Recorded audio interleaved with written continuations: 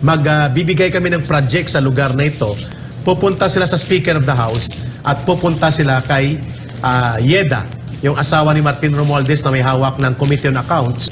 Brother Franco, Yes. malinaw na ito'y pork barrel style. Bakit kayo nagpuprograma na hindi nyo pala makayang ubusin?